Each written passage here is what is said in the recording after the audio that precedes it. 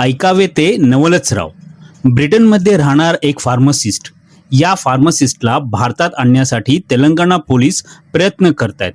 ब्रिटनचा नागरिक असलेल्या या भारतीय वंशाच्या फार्मासिस्टवर भारतात एक हत्येचा आणि 6 जणांच्या हत्येचा कट रचल्याचा आरोप आहे. आपली पत्नी सोडून गेल्याच्या रागातून या आरोपीने तिच्यासह तिच्या कुटुंबाला संपवण्यासाठी एक प्लॅन केला. हा प्लॅन इतका खतरनाक होता की कित्येक महिने आपण विष खातोय याची साधी कल्पना सुद्धा त्या कुटुंबाला आली नाही. पण या कुटुंबातील एक नववधू आजारी पडली आणि या सगळ्या प्रकरणाचा उलगडा झाला. जवळपास 3 ते 4 महिने या कुटुंबाने विषारी अन्न खाल्ल्यामुळे कुटुंबातील एका वृद्ध महिलेचा मृत्यू झाला, तर इतर सदस्यांना आजही त्या विषाचे परिणाम भोगावे लागतात. हे प्रकरण गंभीर असल्यामुळे आरोपीला ब्रिटनमधून तेलंगणा पोलिसांच्या स्वाधीन करण्यात यावं अशी मागणी केली जात आहे. हे प्रकरण नक्की काय आहे आणि विष देऊन हत्या करण्याचा हा प्लॅन कसा होता आणि त्याचा उलगडा नेमका कसा झाला याची स्टोरी सांगणारा हा व्हिडिओ. 20 जुलै 2023ला हैदराबादच्या मियापूर येथे राहणारी बाला शशी रेखा ही नववधू आंध्र प्रदेशात गुंटूर येथे आपल्या माहेरी गेली. तो आषाढ महिना असल्यामुळे या काळात दक्षिणेत नववधूंनी माहेरी जायची प्रथा आहे. त्याप्रमाणे शशी रेखा आपल्या माहेरी आली होती. शशी रेखासाठी ते दिवस खूप कठीण होते. काही दिवसांपूर्वी तिची सासू उमा महेश्वरी यांचा अचानक श्वसनक्रिया बंद पडून मृत्यू झाला होता, तर स्वतः शशी रेखा सुद्धा आजारी होती. शशी रेखा आणि मट्ट्यावरपू यांच्या लग्नाला अवघा 1.5 महिना झाला होता, पण शशी रेखाला गेल्या काही दिवसांपासून सतत जुलाब आणि उलट्या होत होत्या. तर तिच्या हातापायाला सूज आल्यामुळे तिची हालचाल सुद्धा मंदावली होती. फूड पॉयझनिंगमुळे होणारा हा त्रास असल्याचं आधी डॉक्टरांनी सांगितलं, पण औषध घेऊन सुद्धा शशी रेखाच्या तब्येतीत विशेष फरक पडत नव्हता. शशी रेखाचा अशक्तपणा वाढत चालला होता. नंतर तिला चालणं, हातापायांची हालचाल करणं सुद्धा जमत नव्हतं. शशी रेखाची ही अवस्था बघून तिची आई वडील घाबरले. फक्त फूड पॉयझनिंगमुळे आपल्या मुलीची अशी अवस्था कशी झाली हे त्यांना कळत नव्हतं. शेवटी ते शशी रेखाला न्यूरोलॉजिस्ट डॉक्टर विमुमरी रामा तारखानाथ यांच्याकडे घेऊन गेले.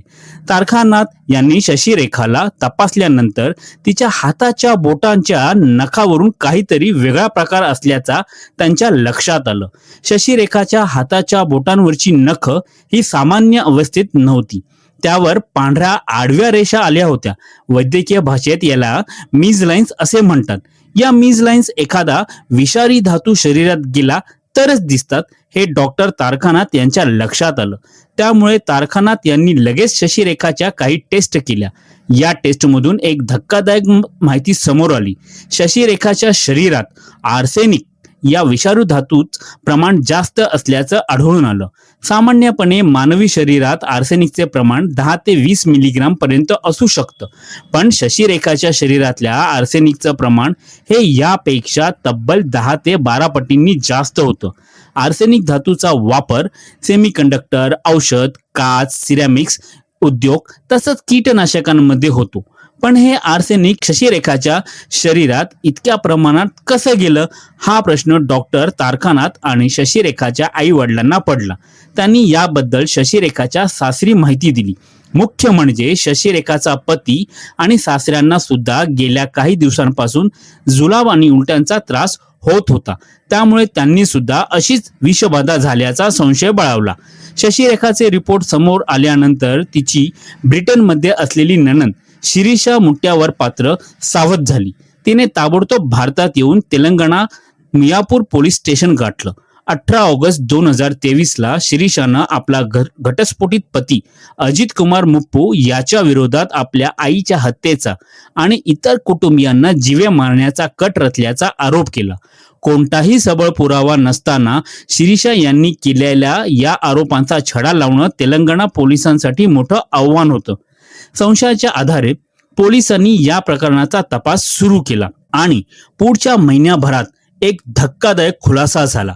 ब्रिटन ते हैदराबाद झालेल्या एका विषारी कटाचा शशी रेखाच्या शरीरात आर्सेनिकचं प्रमाण आढळून आल्यानंतर तिचा पती आणि सासरे यांच्याही मेडिकल स्टेटमधून त्यांच्या शरीरात आर्सेनिक असल्याचं समोर आलं.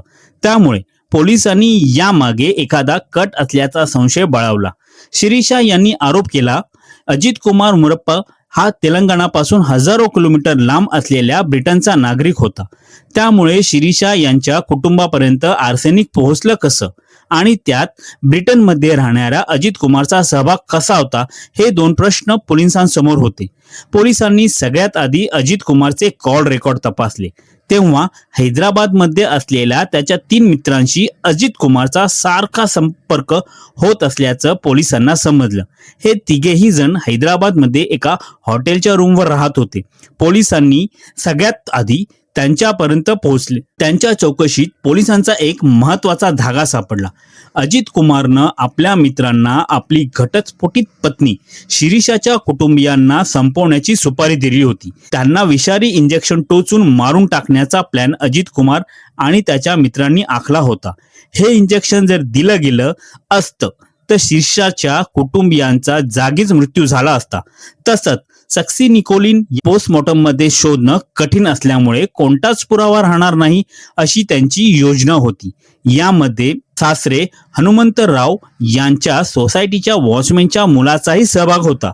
पण हा प्लॅन प्रत्यक्षात येऊ शकला नाही. पोलिसांनी अजित कुमारच्या मित्रांकडून विषाच्या बाटल्याही जप्त केल्या. यानंतर पोलिसांनी या प्रकरणात अटक सत्राला सुरुवात केली. अजित कुमारच्या कॉल रेकॉर्डवरून पोलीस एम सुरेखा या त्याच्या बहिणीपर्यंत पोहोचले आणि तिच्या चौकशीत या कटाचा संपूर्ण उलगडा झाला. या प्रकरणाची सुरुवात झाली 2018 पासून. MBBS असलेल्या शिरीषा यांच्या त्यांच्या पहिल्या पतीसोबत घटस्फोट झाला होता आणि त्यांना एक 7 वर्षांची मुलगी सुद्धा होती. 2018 मध्ये फार्मासिस्ट अजित कुमार आणि शिरीषा यांची एका मॅट्रिमोनियल साईटवर ओळख झाली आणि दोघांनीही लग्न करण्याचं ठरवलं. जून 2018 मध्ये त्यांचं लग्न झालं आणि ते मियापूरच्या गोकुल प्लॉट्स येथे राहायला लागले. पण लग्नाच्या काही दिवसांनंतर अजित कुमार शिरीषा यांना शारीरिक आणि मानसिक त्रास द्यायला लागला. त्यानंतर अजित कुमार ब्रिटनला निघून गेला. काही दिवसांनी त्याने शिरीषाला सुद्धा आपल्यासोबत येण्याची विनंती केली. आता आपल्याकडून तुला कुठल्याही प्रकारचा त्रास होणार नाही असं त्याने शिरीषाला सांगितलं. त्याच्या बोलण्यावर विश्वास ठेवून शिरीषा आपल्या मुलीसोबत ब्रिटनला अजित कुमार सोबत राहायला लागली. त्यांनी तेथेच एका हॉस्पिटलमध्ये जनरल प्रॅक्टिशनर म्हणून ट्रेनी म्हणून कामाला सुरुवात केली. सगळं काही सुरळीत होईल असं शिरीषेला वाटत असतानाच अजित कुमारने पुन्हा तिला शिवीगाळ आणि मारहाण करण्याला सुरुवात केली. 2-3 वर्षात त्याने शिरीषा आणि तिच्या 7 वर्षाच्या मुलीला अनेकदा त्रास दिला. 2022 मध्ये तर त्याने चाकूचा धाक दाखवून शिरीषाला धमकावण्याचाही प्रयत्न केला. तिच्यावर वाईनची बाटली उगारल्याचाही प्रकार घडला. एका वादात तर त्याने शिरीषा यांच्या मुलीला धक्काबुक्की केली. त्यानंतर मात्र शिरीषाने अजित कुमार पासून लांब जाण्याचा निर्णय घेतला. तिने अजित कुमार विरोधात ब्रिटनच्या पोलिसात तक्रार दाखल केली आणि घटस्फोटाची नोटीस सुद्धा पाठवली. ऑगस्ट 2022 मध्ये त्या दोघांचाही घटस्फोट झाला. पण घटस्फोटानंतर सुद्धा अजित कुमारनं शिरीषाचा पाठलाग सुरूच ठेवला. एकदा त्याने तिची गाडी अडवून तिला संपून टाकण्याची धमकी दिली तर तिच्या घरात घुसण्याचाही प्रयत्न केला. यानंतर शिरीषानं ब्रिटन पोलिसांकडून अजित कुमार विरोधात रिट्रेनिंग ऑर्डर सुद्धा मिळवली होती. शिरीषा आपल्याला सोडून गेली. तिने आपल्या विरोधात पोलिसात तक्रार दिली. याचा राग अजित कुमारच्या डोक्यात आला. त्याच रागातून त्याने शिरीषा आणि तिच्या अख्ख्या कुटुंबाला संपवण्याचा प्लॅन केला.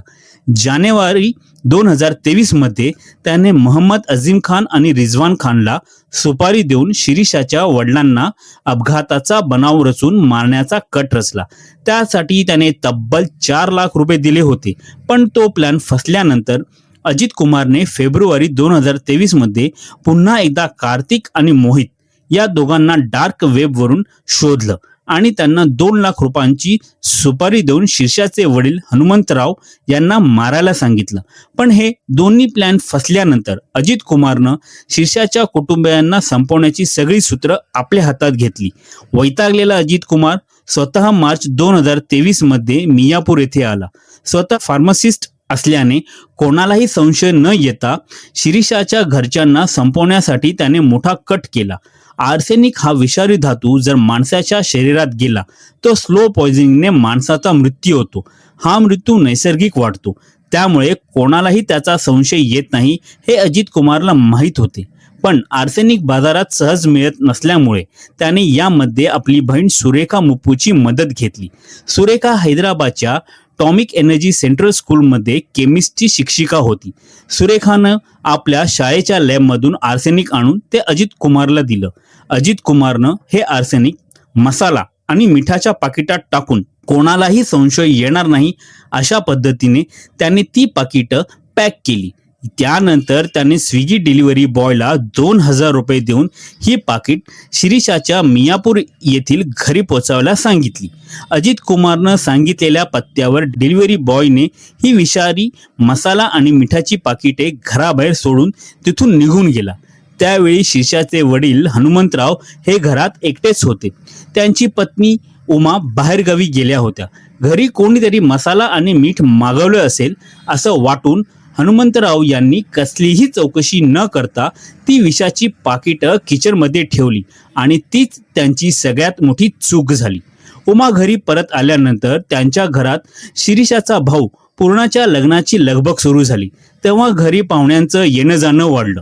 तेव्हा जेवल्यानंतर घरी येणार जाणाऱ्या पाहुण्यांची तब्येत बिघडायला लागली. शिरीषाच्या आई वडिलांना सुद्धा सतत मळमळ, उलट्या आणि जुलाबाचा त्रास सुरू झाला. भावाच्या लग्नाच्या निमित्ताने मियापूरला आलेल्या शिरीषा आणि तिच्या मुलीला सुद्धा असा त्रास व्हायला लागला. त्यामुळे शिरीषा यांनी 2 वेळा पाण्याचे नमुने तपासणीसाठी पाठवले, पण पाणी शुद्ध असल्याचे रिपोर्ट आले.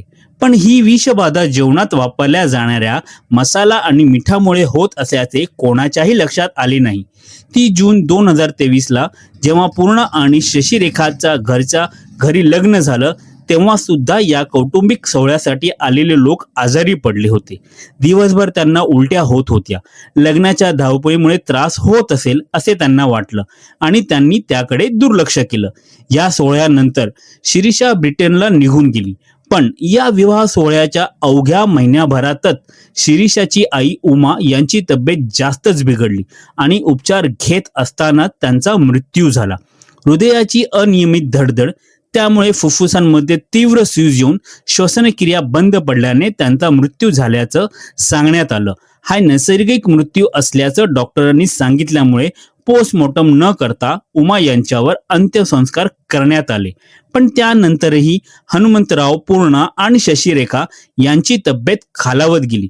सतत तेच विषारी मसाले आणि मीठ वापरल्यामुळे त्यांची ही अवस्था झाली होती. अखेर शशिरेखाच्या शरीरात आर्सेनिकचे प्रमाण आढळल्याचं लक्षात आल्यानंतर शिरीषाने केलेल्या तक्रारीवरून या सगळ्या प्रकरणाचा उलगडा झाला. अजित कुमारची बहीण सुरेखाच्या चौकशीतून पोलिसांनी या सगळ्या प्रकरणाचा छडा लावला. तेलंगणा पोलिसांनी आत्तापर्यंत या प्रकरणात 9 जणांना अटक केली आहे. तर अजित कुमार मुपारप्पू हा ब्रिटिश नागरिक असल्यामुळे त्याच्यावर ब्रिटनच्या कोर्टात खटला सुरू आहे. गेल्या 2-3 वर्षापासून त्याच्यावर तेथे खटला सुरू आहे. त्याला तेलंगणा पोलिसांच्या स्वाधीन करण्यासाठी प्रयत्न केले जात आहेत. अजित कुमारच्या प्रत्यार्पणासाठी तेलंगणा पोलिसांकडे सबळ पुरावे नसल्याचा युक्तिवाद अजित कुमारच्या वकिलांकडून केला जातोय. पण आपण आत्तापर्यंत हाती आलेले सगळे पुरावे दिले असून अजित कुमारचा ताबा मिळावा यासाठी सगळे प्रयत्न करत असल्याचं तेलंगणा पोलिसांचे म्हणणे आहे. ज्याच्यामुळे आपल्या आईला प्राण गमवावे लागले, आपल्या कुटुंबियांच्या जीवाशी खेळ झाला, त्या अजित कुमारला कठोर शिक्षा मिळवून देण्यासाठी शिरीषा ब्रिटनमध्ये केस लढवत आहे. आमचं कुटुंब आता सावरायला लागले, पण 3 वर्षापूर्वी जे विष हळूहळू आमच्या शरीरात गेले त्यामुळे आमच्या कुटुंबातील प्रत्येकाला आजही हातापायांना मुंग्या येणं, अशक्तपणा आणि मज्जासंस्थेशी संबंधित गंभीर आजारांचा सामना करावा लागत असल्याचं शिरीषानं सांगितले. आपल्या कुटुंबाला मृत्यूच्या दारातून बाहेर आणणाऱ्या शिरीषाचा लढा अजूनही थांबलेला नाहीये. अजित कुमारला फाशीसारखी कठोरात कठोर शिक्षा मिळावी तोपर्यंत आपण शांत बसणार नाही, अशी ठाम भूमिका शिरीषाने घेतली आहे. त्यामुळे आता अजित कुमारला ब्रिटनकडून तेलंगणा पोलिसांकडे सोपवलं जाणार का, त्याला कोणती शिक्षा होणार याकडे सगळ्यांचं लक्ष लागले. अत्यंत गुंतागुंतीच्या तेलंगणातील या प्रकरणाबद्दल तुम्हाला काय वाटतं, याबद्दल तुमच्या प्रतिक्रिया कमेंट करून नक्की सांगा.